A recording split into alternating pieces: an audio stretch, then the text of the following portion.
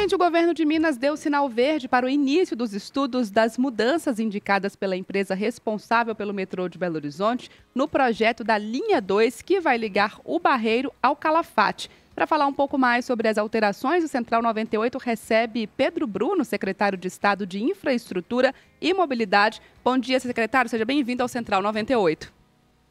Bom dia, Carol. Bom dia, João e todos os ouvintes. Um prazer estar novamente com vocês. Para falar de um tema muito importante e muito sensível aqui para Belo Horizonte, para a região metropolitana, metrô da capital, e a gente acompanhando aqui na nossa programação essa sugestão de mudança aí para a linha 2. Explica para a gente, né, o que foi apresentado, quais são essas alterações, secretário?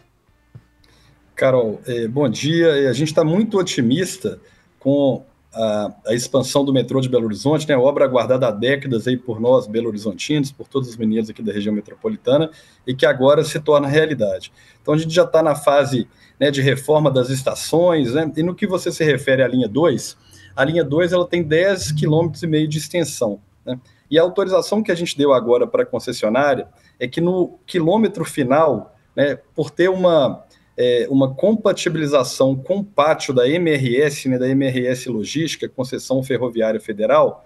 Então, vai ser, né, o que foi proposto é que seja feito nesse quilômetro final, que a gente chama de linha singela, que ao invés de ser uma linha dupla, é uma linha simples.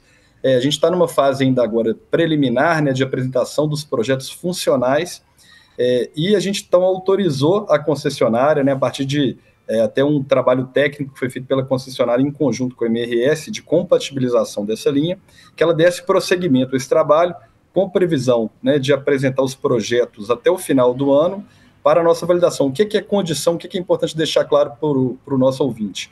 Que toda a operação, nível de serviço, qualidade do serviço não pode ser afetado por essa adaptação do projeto. Então, a gente está nessa fase agora de aguardar, né, vamos dizer, o aprofundamento dos estudos dos projetos para que a gente possa, até o final do ano, de fato, tomar essa decisão final em relação a essa questão. Secretário, só para deixar bem claro para a nossa audiência, quando a gente trouxe esse tema, muita gente ficou na dúvida. O que foi autorizado, então, é a apresentação desses estudos e da viabilidade, correto?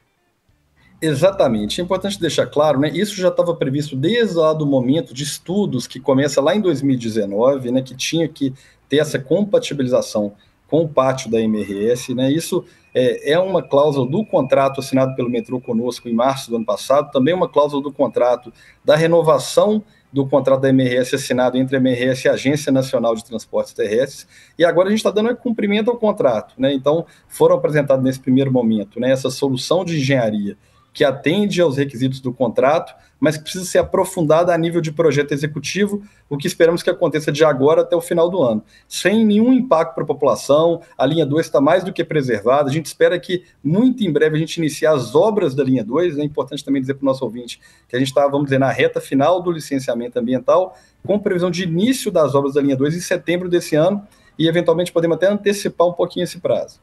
Secretário, prazer falar com você novamente. Secretário, a gente falando da linha 2, mas a gente sempre quer mais, né? Essa expansão do metrô é muito pleiteada por nós aqui de Belo Horizonte e também de cidades da região metropolitana. A gente também já ouviu falar da linha 3, né? Que ligaria a Savassi à região da Lagoinha. Tem algum andamento sobre isso? A gente pode pensar que após a linha 2 teremos a linha 3?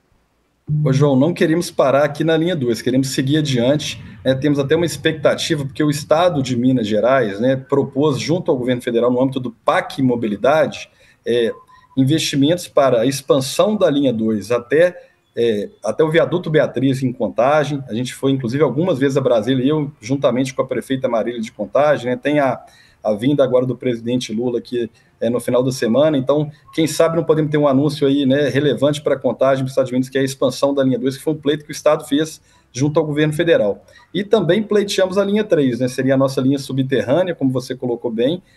Temos sim, né, uma expectativa de que a gente possa avançar com esse projeto. Secretário, e aí você falou até de Contagem. Eu me lembro que quando a gente teve essa discussão, houve também a questão da utilização da linha férrea que já tem ali nessa região lá de Contagem. E a gente fala de Minas Gerais que tem uma malha ferroviária muito grande. E a gente teve na semana passada uma discussão na Assembleia em relação a isso, principalmente em relação à lei das ferrovias. E o governo de Minas está pleiteando mais recursos aqui para Minas Gerais em relação a isso. Qual que é o imbróglio em torno desse assunto? Eu vejo, né? Eu falo que Minas não pode perder o trem, né? Então, assim, João, nós temos uma oportunidade única com o novo marco legal das ferrovias, né, que foi aprovado em outubro do ano passado, que é o seguinte: Minas Gerais tem a maior malha ferroviária do país, cerca de 5 mil quilômetros de ferrovias. E a nova lei de ferrovias, ela diz o seguinte, que 50% dos valores de outorgas, multas e indenizações pagos pelas concessões ferroviárias tem que ser investido proporcionalmente à malha de cada estado. Isso representa alguns bilhões de reais de investimento ferroviário em Minas Gerais.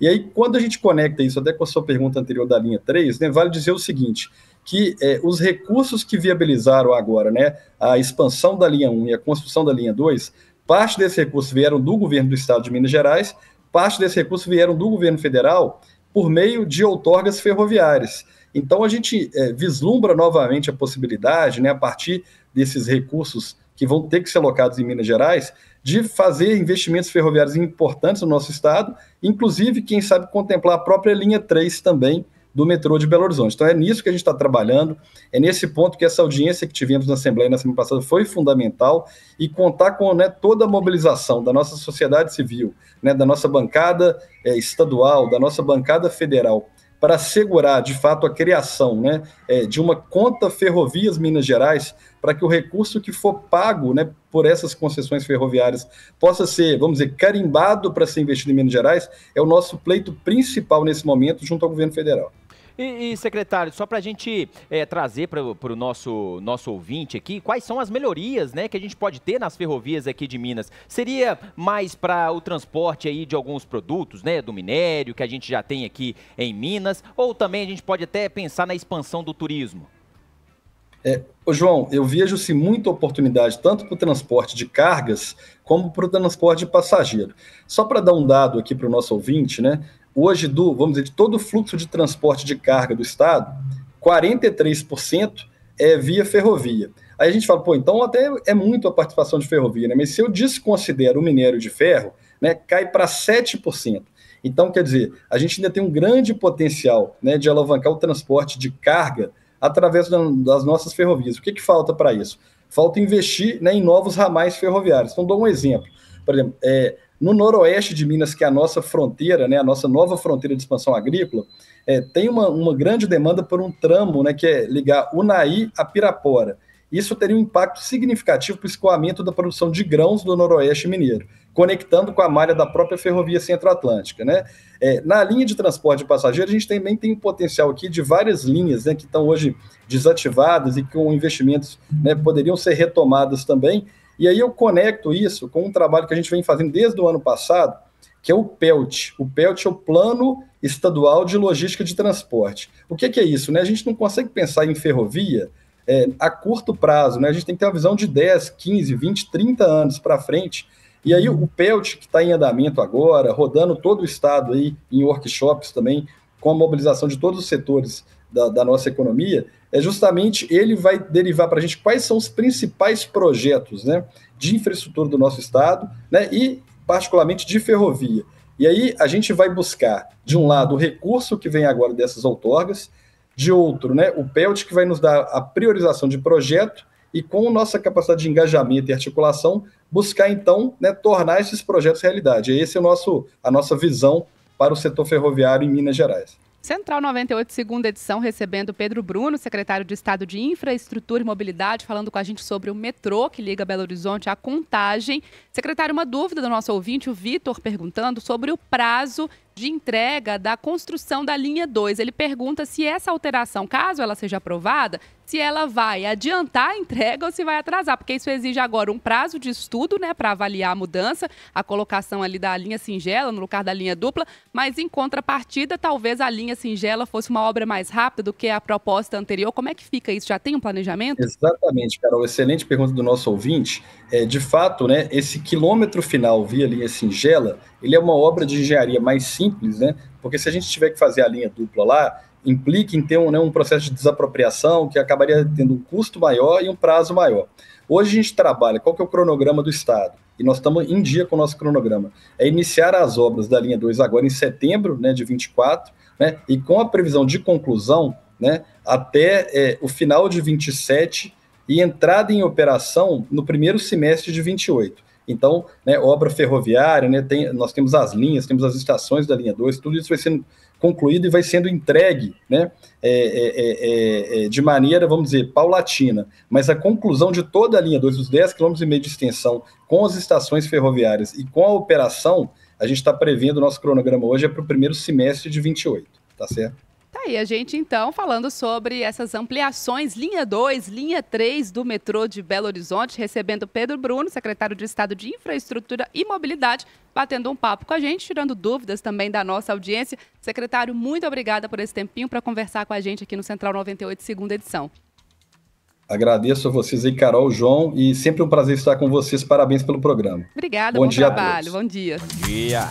E aí, João, a tão sonhada linha 2 e agora a linha 3 também já entrando de novo em discussão. Que bom seria se a gente realmente, né, se a gente vê esses projetos saindo do papel, porque vai fazer uma diferença muito grande na mobilidade urbana da capital e da região metropolitana como um todo. Vai sim, viu, Carol? A gente precisa muito dessa expansão do metrô de Belo Horizonte. A gente vê aí a situação do trânsito de Belo Horizonte, onde você vai, né? Eu que ando muito de motoristas de aplicativo, de táxi, todo mundo fala assim, hoje não tem mais como você sair de casa, em qualquer horário você tem congestionamentos em Belo Horizonte. Então mostra-se mais necessário, ainda mais necessário, essa expansão do metrô de Belo Horizonte, que é, né, um transporte de massa, né, que leva muitas pessoas. E é importante não só para BH, mas para grande BH. Agora, Carol, muita gente é cético, né, que são projetos de muitos anos, que a gente já viu ter promessas para acontecer e não saiu do papel. Tomara que agora a gente